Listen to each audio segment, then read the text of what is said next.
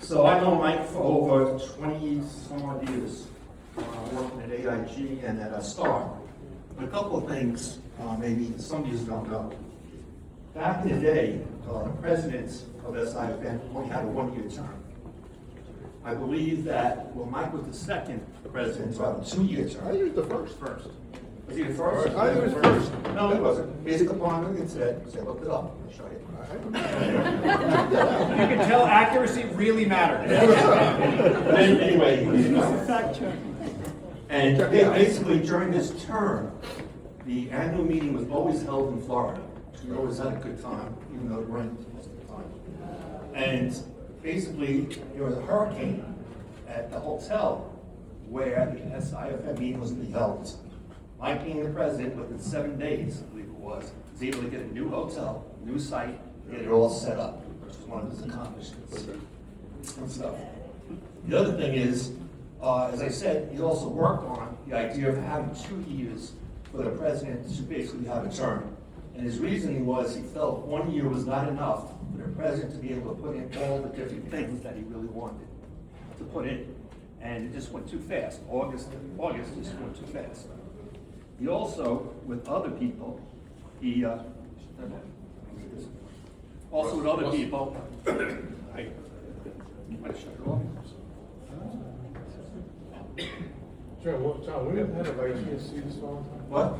Yes. The reason I got involved with it because the systems never worked. And basically down in Florida, he was involved in basically, we used to have these 3 ladies that used to be in charge of the SIFM. And we used to call them the 3 sisters. Oh, yeah. Some of you guys may not remember him then, but I kind of remember him at the bar every time in Florida and stuff. And he was very big in doing an audit on them, along with Chris and all the other presidents. And basically, they decided then to hire Diane to run the SIFM. And that's a true story, but there's other things in between which I can't talk about. The other things he worked on, he moved the annual meeting from Florida to New Jersey with other presidents. And I think it was Jim was the president at the time when he did the audit. And basically, why we moved it, he said, was because people were very close to home, was better. However, the real reason is, if you know Jim, he's a good golfer. And I don't remember one time being down there in Florida where it didn't rain during the golf outing, or it didn't rain on the Sunday we showed up. So just so everybody knows, it was moved for political purposes, so everyone could attend. It was really moved so Jim could play golf 4 days. And then he also worked on with John, with the idea of the St. John's Scholarship Committee and some things like that. And really was not only Mike, but all the presidents did a lot of hard work to build what you guys got today. And it started, just so everybody knows, in 1960, the SIFM. And from then, it worked its way up to what it has today. And one of the big things everyone wanted to do, which I think all the presidents have done, is basically get younger people involved. But I want to congratulate Mike, one of my better friends, best friend, and golf partners all the time. We always play golf together. And basically, I want to thank him as being a friend.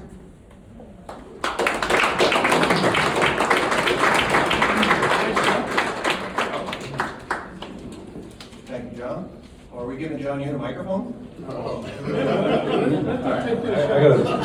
This is terrifying. All right. I know Mike a long time also. So when I first became a member of SIFM, I was at that conference, and I remember I was a QB, but I did work at Edge for 15 years. Louder, John. We can't hear you back here. Oh yeah, That's the you first can't time hear anyone's me? ever said that. So we were at Boca Raton. We moved to Boca Raton. We were just going to Breakers first, and then you changed to Boca Raton. I remember that. So, you know, like Mike and John, we used to bring our wives. I remember my wife, Diane. Great. We should bring our wives to our annual conference. Good time. So I hired a guy to audit AIG because they said we owe them money. So the guy comes out of Boca Raton. Howie Smith was speaking, remember? Yeah. This guy tortured Howie. I felt bad. Tortured. And then the skies opened up. And we didn't know. Right?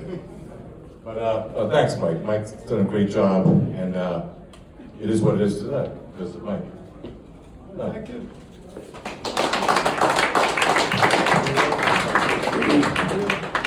Thank you, John Yu. Just in case you're wondering, John. What? Just so you keep track. Yeah, listen, really? I'll get back to the SIFM. I first met Mike. You know when I first met you? Over 40 years ago.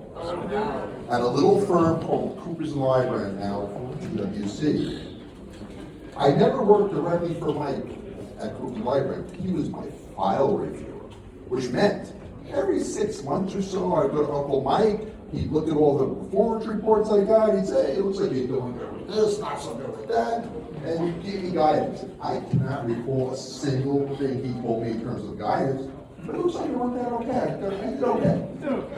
So my next interaction with Mike was several years later. I had successfully avoided being on the audit of the American International Group. It was not a fun audit. The client was tough. But when I became a manager, I got to be the audit manager on the domestic brokerage group, which meant I dealt a lot with Mike Costello. I recall that one of the things we had to do, which the people from Coopers and Lybrand hated, as well as the client people, an annual management letter where you make recommendations on internal controls. He didn't like it, I didn't like it, but it was part of the process. So we had a meeting set for one day at about 2 o'clock with the engagement partner, Luciero, who did not take fools lightly, myself, Mike, and I guess my supervisor. Mike, myself, one of his key guys, and the audit supervisor were at the lunch. And it was about getting close to 2 o'clock the time of the meeting. And what do we see? Luciero, the partner, did not take fools lightly, walking briskly back to the office for the meeting. And Mike turned to me and said, listen, if I were one of you two expletives, I would go get him. So my supervisor diligently ran off and got him. By the time he came back, there was a chair and Lou's favorite drink. He sits down and goes, what are we meeting about? My great notes were back in the office. I think we had 2 or 3 pathetic comments. I said, well, the first one is this. Mike goes, that's bullshit. And Lou goes, yeah, that is bullshit. Wait a minute, you're supposed to be on my side, Lou. We ultimately got one done, and that was that. And my last story about Mike back in the Coopers and Lybrand days is, after about 8 years there, I decided to move to Swiss Re, which was, as Mike would tell me, my second largest client. And someone reported this fact to Mike. He calls me up and starts yelling at me. He goes, wait a minute, you're leaving? You don't give your biggest client a chance? We're looking for someone like you. I said, wait a minute, Mike, for the last 2 years, I've been some semi-not nice words on a regular basis when you spoke with me. He goes, those were terms of endearment. Which I knew, and I'm very fortunate that I didn't join Mike at AIG, not because I didn't work with Mike, but over the last 30 plus years, we've had the opportunity to work together on various initiatives with this group. And for that, I'm thankful, and I wish Mike all the best. Thank you.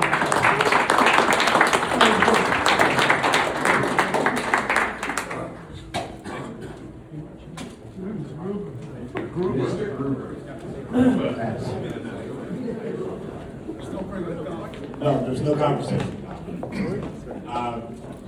For those of you that don't know me, I'm Jim Gruber, and I'm honored to be here tonight.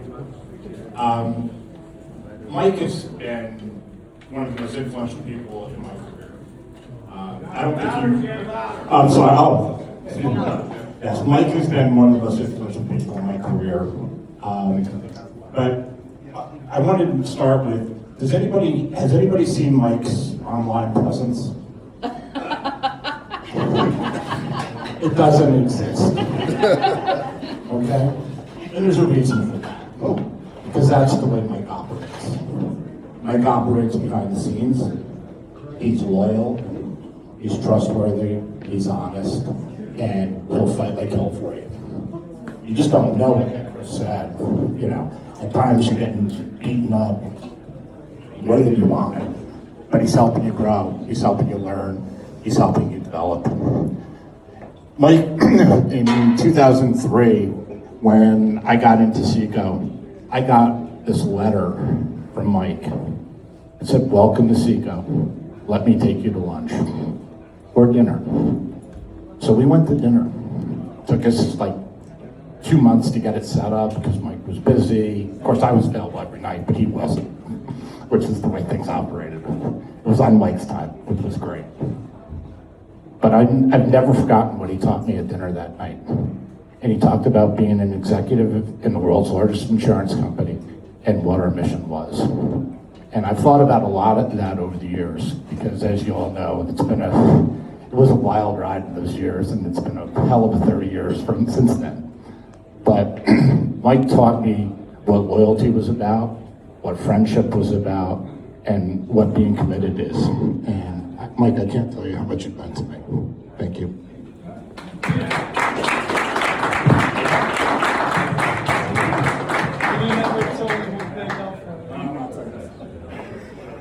Think it's all yours? It's all mine?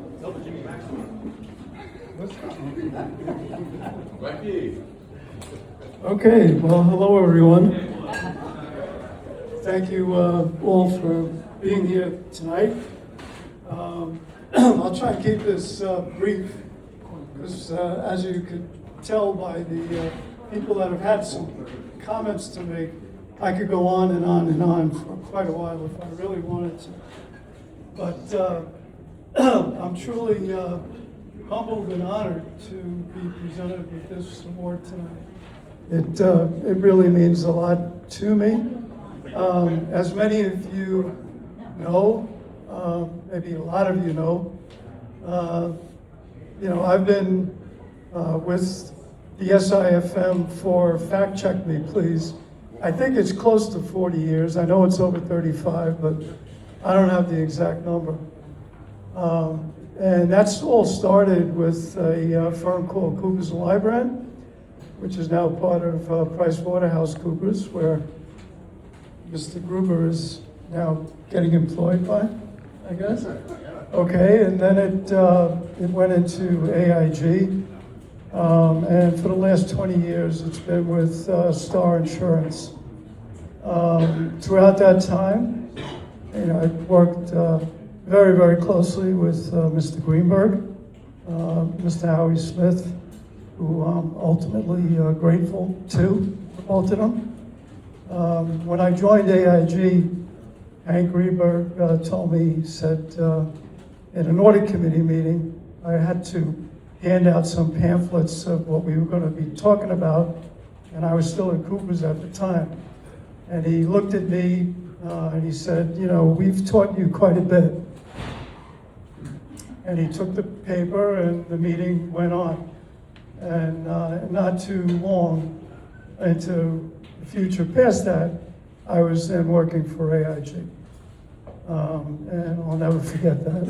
It was pretty telling for a guy like that to say something along those lines. So it's something I'll always remember. The SIFM website, highlights a lot of things that I've done in my career, which I'm not going to go into. You can all read about it. But, the one thing that's been a constant throughout all that was my involvement with the SIFM, which dates back, like I said, almost 40 years. And prior to the SIFM, it was called the SIA. I don't know if you guys remember that, Society of Insurance Accountants. And it was with a good friend of mine who ended up being the CFO of Transatlantic Reinsurance. Has unfortunately passed since then. But Steve Skalicki was a real good bud of mine. Did extremely well in the insurance world, in particular KPMG, Pete Warwick, I think, when he was there.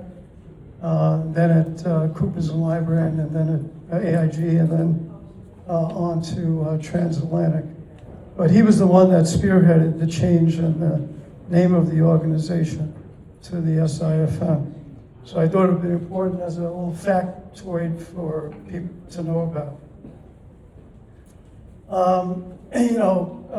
One of the things I will say is, I served as a president in 2003 and 2004, because John mentioned that, and Chris confirmed that fact.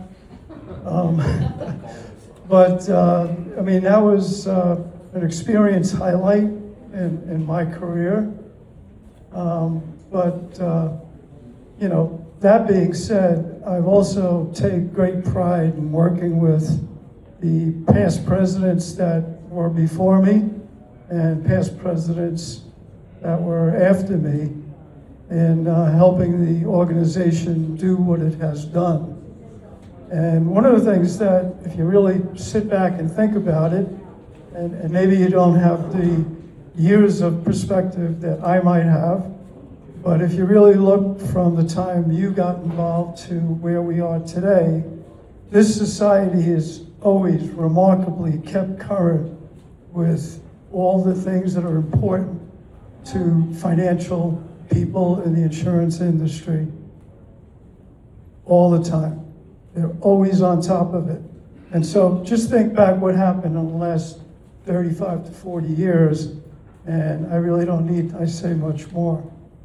And one of the groups, or numbers of groups, that really helped along those lines were all the sponsors to the SIFM.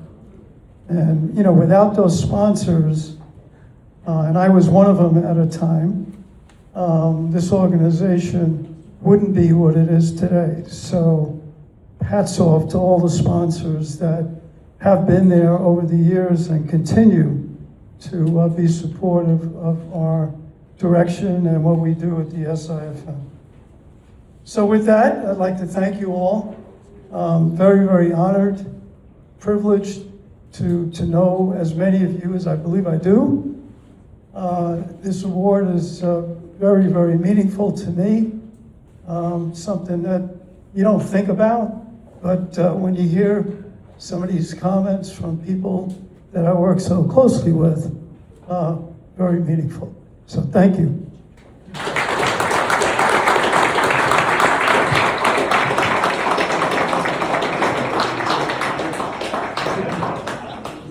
We have the next president, I'm told, right here next to me. I'm more than happy to help in any way. Let me know. Mike, I will take you up on that, for sure.